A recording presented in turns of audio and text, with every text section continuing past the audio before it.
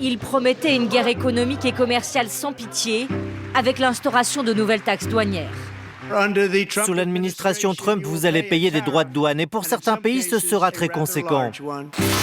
48 heures plus tard, Donald Trump fait marche arrière et suspend l'essentiel des 25% de droits de douane supplémentaires contre le Canada et le Mexique. Pour le secteur automobile, l'exemption sera d'1 mois. Ça aurait eu un impact négatif sur les entreprises américaines. Le nouveau président a dû faire face à une levée de boucliers de la part des 3 plus grands constructeurs américains, Ford, Stellantis et General Motors. Car les pièces automobiles franchissent plusieurs fois la frontière mexicaine et canadienne avant d'arriver aux États-Unis.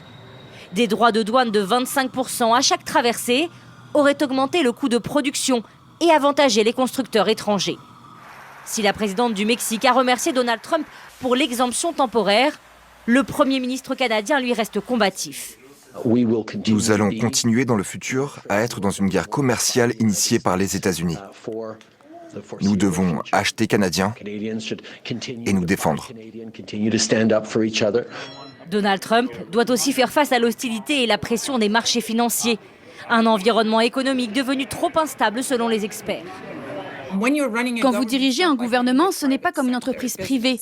Vous devez faire les choses dans un ordre précis pour ne pas effrayer les marchés financiers. Et là, toutes ces actions soudaines dans tous les pans de l'économie, cela affole les marchés. Ils sont très nerveux. Donald Trump espère aussi qu'en maintenant une pression économique constante, il pourra négocier plus facilement des accords en faveur des États-Unis. Mercredi prochain, ce seront l'acier et l'aluminium qui seront concernés par de nouveaux droits de douane.